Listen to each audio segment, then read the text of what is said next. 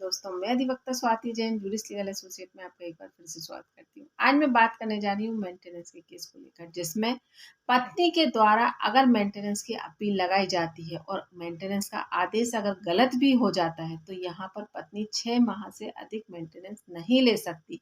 आज हम इसी पर बात करेंगे। जानकारी पूरी पाने के लिए वीडियो में बने रही और अगर अभी तक आपने मेरे चैनल को सब्सक्राइब नहीं किया है तो मैं आपसे रिक्वेस्ट करूंगी मेरे चैनल को सब्सक्राइब कर लीजिए ताकि आने वाली वीडियो का नोटिफिकेशन आपको मिल सके। चलिए बात करते हैं कि मेंटेनेंस के केस में अगर आदेश हो जाता है पत्नी के द्वारा झूठे सर्टिफिकेट देने पर, झूठे एविडेंस देने पर, तो भी आपसे वह 6 माह से अधिक एविडेंस नहीं ले सकती। सिर्फ प्रयास एक होना चाहिए कि आप अपने अधिकारों का उपयोग सही तरीके से करें और आप उचित एविडेंस न्यायालय के समक्ष रखें। अधिकतर पत्नी के द्वारा यही प्रयास किया जाता है। जैसे कि मेंटेनेंस का केस लगा, वह इंटरिम मेंटेनेंस की मांग कर लेती है। फुल एंड फाइनल मेंटेनेंस की जब बात होगी तब होगी, लेकिन इंटरिम मेंटेनेंस मुझे आज से ही चाहिए क्योंकि मेरे पास जीविका के उचित साधन नहीं है।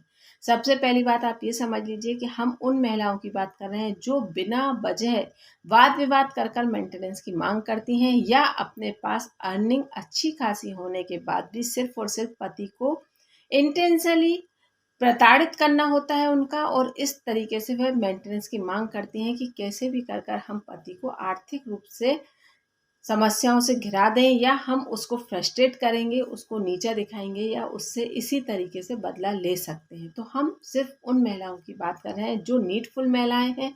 वो नेचुरल है कि वो ऐसा कोई गलत कदम भी नहीं उठाएंगी और उनकी केस की परिस्थितियां कुछ अलग ही बयां करती हैं और उन्हें मेंटेनेंस मिलना चाहिए। अब हम बात करते हैं कि जहां महिलाएं अपने इनकम एफिडेविट गलत देती हैं, जहां प्रॉपर्टी की डिटेल गलत देती हैं, जहां अपने बैंक बैलेंस की डिटेल गलत देती हैं, या वो खुद इनके पास इनकम के सोर्सेस हैं लेकिन वो उस चीज़ को शो नहीं करती हैं न्यायालय के सामने, और इस आधार पर वह मेंटेनेंस को निर्धारित करवा भी लेती हैं, कहीं ना कहीं सफल हो जाती हैं इंटरिम मेंटेनेंस बनवाने में भी और उसके बाद मेंटेनेंस के लिए भी। तो यहाँ पर अगर मेंटेनेंस का आदेश हो भी जाता है तो आप यहाँ पर बेफिक्र होकर BNSS की 379 धारा का उपयोग कर इस मेंटेनेंस की अपील को खारिज करा सकते हैं 6 माह के अंदर, क्योंकि जहां महिला के द्वारा झूठे एविडेंस दिए गए हैं पूरी सत्यता के साथ, तो उस आधार पर अगर आप अपील लगाएंगे तो आपको 101% रिलीफ मिलेगा। साथ ही मेंटेनेंस का केस भी खारिज होगा। यहाँ पर न्यायालय के द्वारा कह दिया जाएगा कि इस आधार पर आपको मेंटेनेंस नहीं मिल सकता और ये केस 6 माह के अंदर रद्द भी होगा। तो यहाँ पर ज़रूरत है आपके जागरूक होने की। जहां आप जब तक जागरूक नहीं होंगे तब तक आप मेंटेनेंस नहीं ले सकते। साथ ही हम बात कर लेते हैं कि मेंटेनेंस कौन सी पत्नी को नहीं मिलना चाहिए।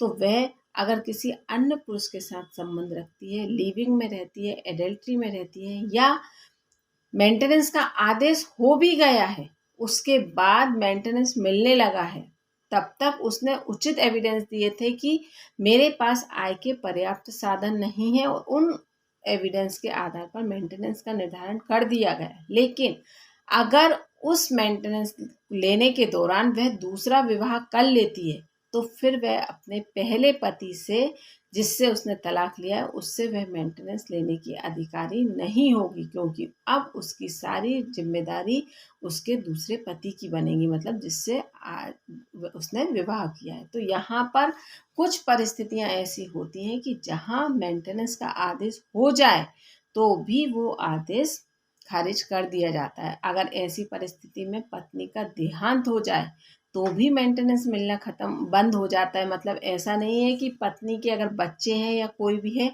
उसकी लाइबिलिटी है, तो उस आधार पर पत्नी को मेंटेनेंस मिलता रहेगा, तो ऐसा नहीं होता। अभी हाल ही में किसी ने मुझसे प्रश्न किया था कि अगर बच्चा है और पत्नी को मेंटेनेंस मिलता है तो उसे वह मेंटेनेंस मिलता रहेगा। नहीं, उस आधार पर उसे मेंटेनेंस नहीं मिलेगा।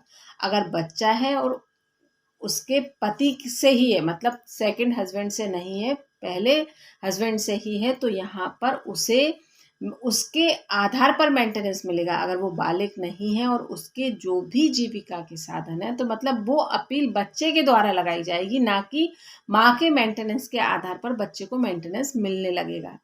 स्पष्ट हो गया होगा। फिर भी अगर कोई डाउट हो तो आप कमेंट बॉक्स में कमेंट कर कर पूछ सकते हैं कि बच्चे को मेंटेनेंस उसके अधिकारों के अनुसार मिलेगा, क्योंकि बच्चा अपने पिता से मेंटेनेंस ले सकता है लेकिन सिर्फ बालिग होने तक। वो दूसरी परिस्थितियां हैं, इसका मैंने डिटेल में अलग से वीडियो बनाया है कि अगर बच्चा किसी भी प्रकार से स्वस्थ नहीं है शारीरिक रूप से मानसिक रूप से, तो वो परिस्थितियां अलग होंगी जहां आप बालिग होने के बाद मेंटेनेंस की मांग कर सकते हैं। लेकिन अगर बच्चा मेंटेनेंस लेना है तो सिर्फ बच्चा बालिग होने तक मेंटेनेंस ले सकता है। मतलब अगर पत्नी है तो वह जीवन भर जब तक जीवित रहेगी तब तक मेंटेनेंस लेने की अधिकारी होती है, अगर अन्य विवाह नहीं करती, एडल्ट्री में नहीं है, लिविंग में नहीं है और उसके पास आय के पर्याप्त साधन नहीं है। लेकिन अगर बच्चा अपने पिता से मेंटेनेंस लेगा तो वो सिर्फ और सिर्फ बालिग होने तक ही मेंटेनेंस ले सकता है। तो यहाँ पर ऐसा नहीं है कि अगर पत्नी का देहांत हो जाए तो उसके बाद जो मेंटेनेंस पत्नी को मिलता है वो बच्चे को मिलने लगे, तो ऐसा बिल्कुल भी नहीं है। तो इस आधार पर आप मेंटेनेंस की अपील को खारिज भी करा सकते हैं, और अगर मेंटेनेंस का आदेश गलत हो जाता है तो वह अपील 6 माह के अंदर ही रद्द भी करी जा सकती है इस आधार पर। तो यहाँ पर आपको डाउट क्लियर हो गया होगा। अगर अच्छा लगा हो जानकारी तो प्लीज़ मुझे कमेंट बॉक्स में कमेंट करके जरूर बताइएगा। धन्यवाद।